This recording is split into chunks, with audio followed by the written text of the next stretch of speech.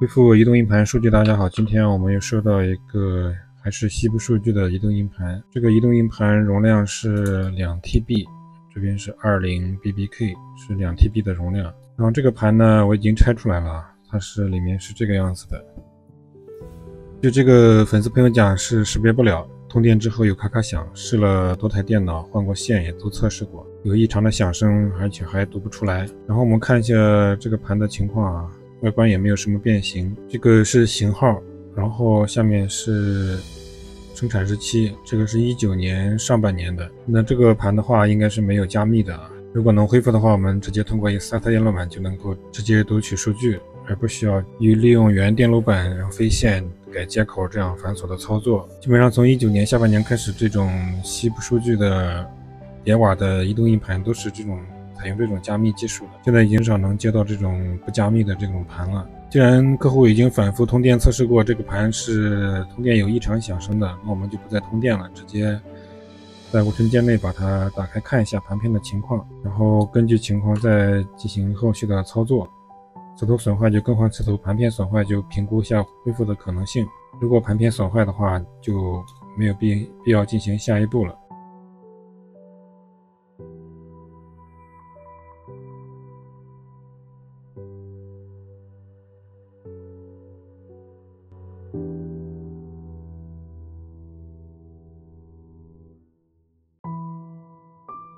打开盘片之后，我们可以看到这个主轴电机压盖这个盘片的垫片上有一圈圈这个划坏的痕迹。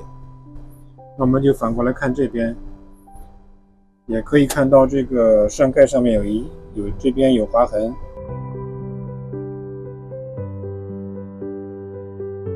大家应该也能看得清楚，这边有个划痕，应该是这边产生了一个摩擦的粉尘，然后把磁头污染了，造成了这个读取不畅。那我们接下来把磁头拆下来看一下这个磁头上的这个情况如何。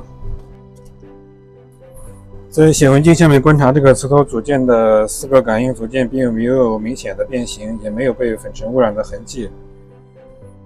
那初步判断这个盘应该是遭受过挤压，然后导致这个盖板向下塌陷，和盘片的固定压片产生了接触，产生摩擦，然后磁头组件也受到了相应的损坏。那接下来我们就更换一个正常的磁头上去，然后复位一下，然后重新上电进行检测，看看情况如何。经验判断，这个盘恢复的概率应该还是很大的。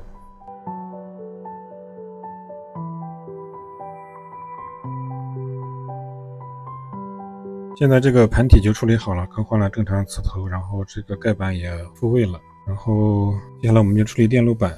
像这种没有加密的盘的话，我们就直接把ROM芯片读取出来，然后写到一个 SATA 电路板上去，就可以读取数据了，就比较简单。读取ROM我们还采用这个编程器的方法，编程器简单直接，把这个读取探针按压到这个8角ROM芯片的8个角上。然后电脑这边我们打开编程器软件，识别芯片之后，我们读出芯片，然后把它保存下来。然后我们在这个 P3000 的程序里面把它解锁一下，解锁完成之后就保存到相应的位置。我们再利用 P3000 的这个软件把它写入到这个 SATA 电路板上去。写入完成之后，我们还是按照惯例把它这个相应的引导参数都先关掉，减轻它这个启动的一些启动过程，减少它一些启动流程，然后把固件备份一下。固件备份完成之后，我们再把这些启动参数全部还原。好了，现在这个电路板 ROM 就处理好了，我们接着把这个电路板上回到这个处理好的 SATA 电路板上去。让我们给硬盘上电啊。上电之后看到硬盘就绪了，然后硬盘盘体启端正常，现在已经稳定在运行。我们进入这个装修程序，可以看到这个家族代码已经识别出来了，这个是正常的。我们就进入这个程序，然后把固件备份一下。备份过程初步看的话是比较顺利的。这个盘应该是受到了挤压啊，虽然它外面有一个壳，但是塑料外壳是软的，可能它压到里面的这个硬盘的盘体的这个上面的盖板，造成盖板的变形，压到了这个固定盘片用的一个圆形的垫片，造成了这个摩擦，可能也压到了磁头，磁头也受损了，造成了这个识别不了。现在固件备份完成了，我们就把它引导参数重新还原。还原之后给硬盘断电，然后重新上电。上电之后就绪了，我们刷新型号，可以看到正常的参数已经识别到了，容量也有了。这个时候我们就看一下0号扇区的情况。0号扇区读取不了，我们暂时先不管它，先进入镜像程序。0号扇区读取不了，可能是0号扇区有坏道。等一下我们再进行进一步的确认。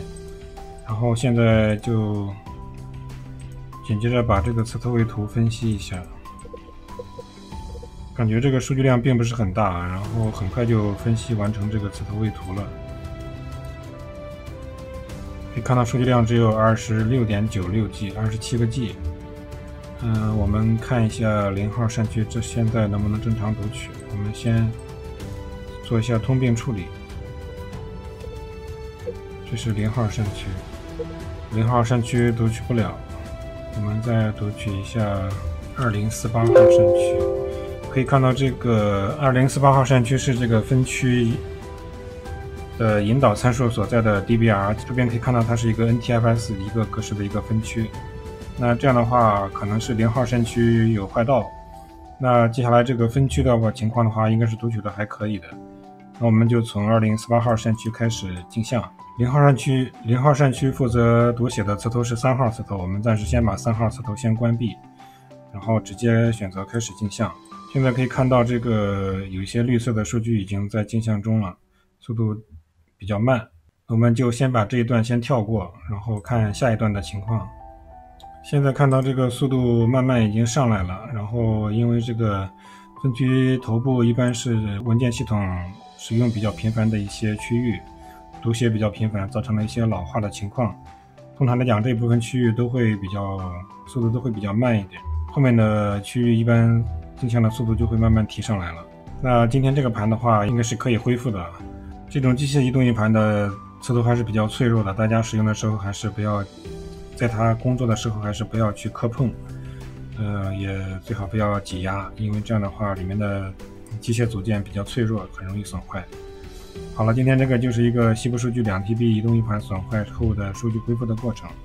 大家有什么问题可以留言或者私信啊，谢谢观看。